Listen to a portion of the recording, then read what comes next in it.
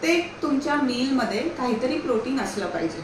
म्हणजे सकाळी तुम्ही जेव्हा उठता तेव्हा जर का पचत असेल तर तुम्ही दूध पिऊ शकता। नाश्त्याला पोह्यामध्ये दाणे घालू शकता, उपम्यामध्ये उडद डाळ घालू शकता। डोसा इडली असेल तर फक्त चटणीच नाही तर सांबार घ्या। तुम्हाला काहीच नाही जमत आहे ना, एक वाटीभर उकडलेले कडधान्य घ्या, ते खा आणि मग नाश्ता करा। दुपारी जेवणामध्ये डाळ किंवा उसळ किंवा काहीतरी नॉन व्हेजिटेरियन फूड आयटम, अंड, पनीर काहीतरी ठेवा।